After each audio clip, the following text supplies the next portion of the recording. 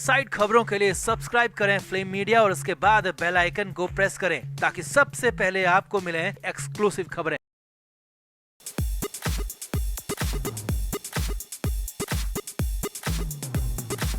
आकांक्षा दुबे को इस दुनिया से रुखसत हुए 2.5 महीने से ज्यादा का वक्त हो गया, मगर आज भी फैंस के लिए यकीन कर पाना बेहद मुश्किल है। अब तक कई सवाल फैंस और परिवार वालों के मन में थे, जिनके जवाब पुलिस की चार्जशीट के जरिए धीरे धीरे निकल कर सामने आ रहे हैं। तो 3000 पन्नों की चार्जशीट में क्या क्या है, समर सिंह और संजय सिंह के अलावा किस किस के नाम शामिल है और कौन सी थ्योरी उस वक्त आई न्यूज से बिल्कुल अलग है, वो सब बाहर आ गया है। सूत्रों के मुताबिक पुलिस की चार्जशीट में समर सिंह और संजय सिंह के अलावा अनुराधा सिंह का नाम भी शामिल है और वो भी लगातार 5 पन्नों में अनुराधा के नाम का जिक्र है। वहीं संदीप सिंह और अरुण पांडे को लेकर भी चार्जशीट में काफी कुछ लिखा गया है। इसके अलावा होटल का कमरा खोलने की थ्योरी तो बिल्कुल डिफरेंट है। तो 3000 पन्नों की चार्जशीट की पूरी डिटेल आपको बताते हैं। आप भी वीडियो को शेयर करें और अपनी राय कमेंट बॉक्स में जरूर दें। तो आगे बढ़ने से पहले आपको बता दें कि हमारे व्लॉग चैनल नीतू की पलटन का लेटेस्ट व्लॉग रिलीज हो चुका है, जिसका लिंक डिस्क्रिप्शन में है। आप भी जल्दी से व्लॉग देखें, लाइक शेयर और सब्सक्राइब भी करें।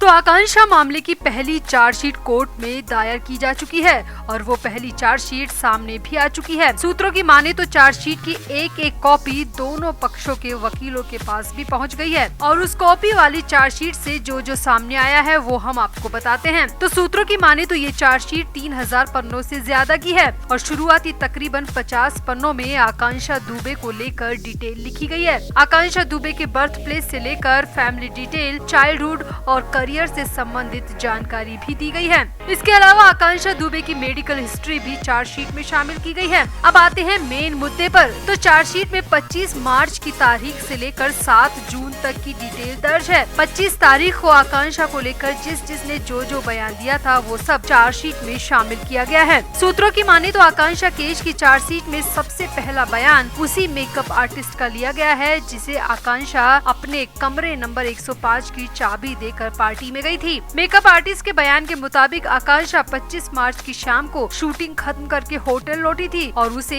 एक पार्टी में जाना था और वो शावर लेकर फिर से मेकअप करवा कर पार्टी के लिए निकल गई थी और वो एकदम नॉर्मल दिख रही थी। उसके हाव भाव से बिल्कुल भी नहीं लग रहा था कि उसे किसी भी तरह की दिक्कत है। सूत्रों की माने तो मेकअप आर्टिस्ट के बयान को चार्जशीट में शामिल किया गया है, जिसमें कहा गया है कि आकांक्षा ने पार्टी से लौटकर कमरे की चाबी नहीं मांगी थी और उसे नहीं पता कि उसका कमरा कैसे खुला, क्योंकि होटल की तरफ से तो सिर्फ एक ही चाबी दी गई थी और ऐसे में आकांक्षा के कमरे का ताला कैसे खुला ये मेकअप आर्टिस्ट को नहीं पता। आगे बढ़ते हैं। तो सूत्रों की माने तो आरोप पत्र में अरुण पांडे का भी जिक्र है, जिसके साथ आकांक्षा क्लब वाली पार्टी में गई थी। पुलिस का कहना है कि अरुण पांडे शुरू से ही शक के दायरे में है, मगर उसके खिलाफ FIR दर्ज नहीं की गई थी, इसीलिए वो अब तक गिरफ्तारी से बचा हुआ है। मगर आकांक्षा के कपड़ों की फॉरेंसिक रिपोर्ट सामने आने के बाद अरुण पांडे इस केस में सस्पेक्टेड हो गया है। वहीं संदीप सिंह को लेकर तो शुरू से ही शक जताया जा रहा था और अरुण पांडे के साथ ही संदीप का DNA सैंपल भी पुलिस ने ले लिया है और इन सब बातों का जिक्र पुलिस की चार्जशीट में शामिल है। पुलिस ने चार्जशीट में ये भी बताया है कि आकांक्षा पार्टी से संदीप के साथ ही वापस लौटी थी और उस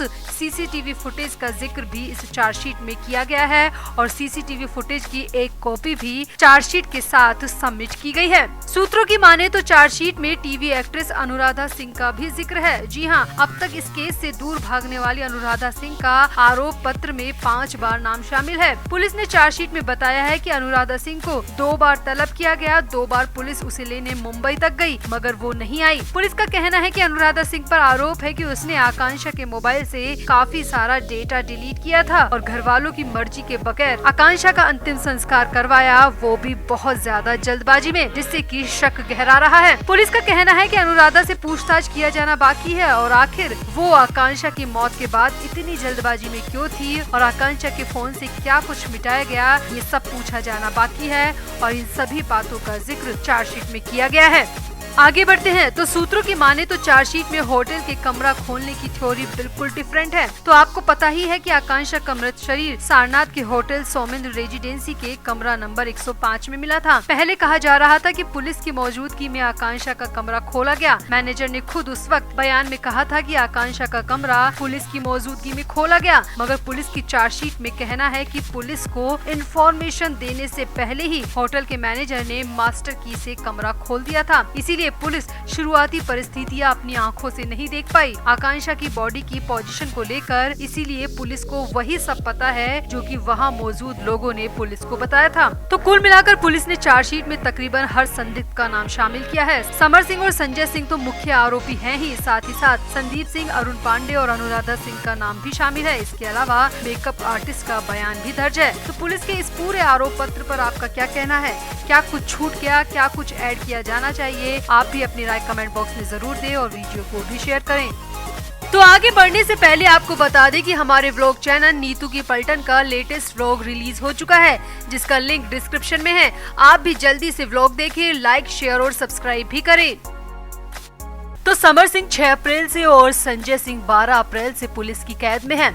समर सिंह ने 2 बार जमानत की अर्जी कोर्ट में डाली, मगर दोनों बार कोर्ट ने समर सिंह की बेल एप्लीकेशन को सिरे से खारिज कर दिया। वहीं दूसरी तरफ दूसरे आरोपी संजय सिंह ने पहली बार जमानत की अर्जी लगाई और पहली बार में ही संजय सिंह को जमानत मिल गई। अब इसके पीछे कुछ तो खेल है, बड़ा खेल है, पहले से कहा जा रहा है। मगर अब समर सिंह के वकील ने जो खुलासा संजय सिंह की जमानत को लेकर किया है वो काफी हैरानी भरा है और समर सिंह के लिए तो ये किसी बड़े सदमे और झटके से कम नहीं है।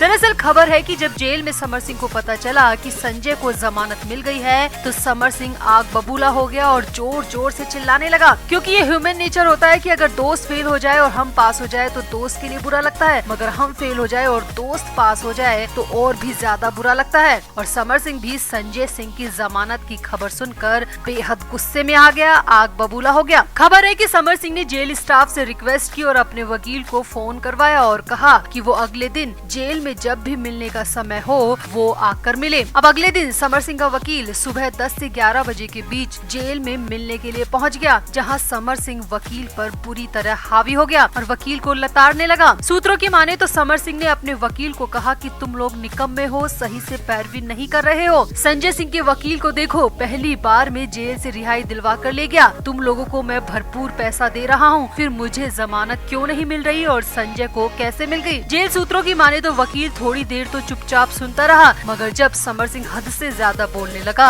तो वकील ने सिर्फ इतना कहा, क्या तुम्हें पता भी है कि संजय सिंह को किस आधार पर जमानत मिली है, उसकी वजह क्या है?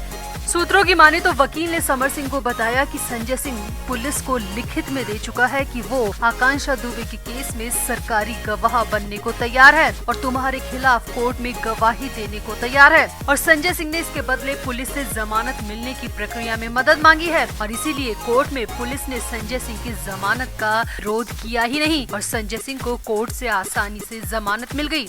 वो सरकारी गवाह बनकर बाहर आया है और जब जब जरूरत होगी, जहां जरूरत होगी, वो तुम्हारे खिलाफ कोर्ट में बयान देगा, गवाही देगा। वैसे भी वो तुम्हारे एक एक पाप को अच्छी तरह जानता है, इसीलिए उसकी तुम्हारे खिलाफ गवाही तुम्हें बहुत महंगी पड़ेगी। सूत्रों की माने तो वकील की बातें सुनते ही समर सिंह की हालत खराब हो गई। समर सिंह की बोलती बंद हो गई और समर के मुंह से एक शब्द तक नहीं निकला। जो समर सिंह इतना चिल्ला रहा था, एकदम से उसके चेहरे की हवाइयां उड़ गई। अब समर सिंह के वकील ने अगर संजय सिंह को लेकर ये खुलासा किया है तो यकीनन वकील साहब के पास कुछ न कुछ सीक्रेट जानकारी होगी ही, क्योंकि वकील आपस में केस को लेकर चर्चा करते हैं तो सामने आ ही जाता है कि आखिर कोर्ट में क्या कुछ हुआ, पुलिस और आरोपी के बीच किस तरह का तालमेल है, कैसी साठगांठ है, क्योंकि बिना फायदे के तो पुलिस किसी भी आरोपी को यूं ही नहीं जाने देगी। और आकांक्षा दुबे का केस तो वैसे भी VIP केस है, देश और दुनिया की नजर इस केस पर है, लाखों करोड़ों फैंस की नजर है, पॉलिटिकल पार्टियों की नजर है। इसीलिए वकील की बातों पर यकीन भी किया जा सकता है कि हो सकता है संजय सिंह ने सरकारी गवाह बनने की पुलिस की बात को मान लिया होगा और इसीलिए कोर्ट में पुलिस ने संजय की जमानत का विरोध नहीं किया होगा। तो आपको क्या लगता है, समर सिंह के वकील के इस खुलासे में कितना दम है? क्या वाकई में अब संजय सिंह की जमानत की असल वजह यही है? आप भी अपनी राय कमेंट बॉक्स में जरूर दें और वीडियो को भी शेयर करें।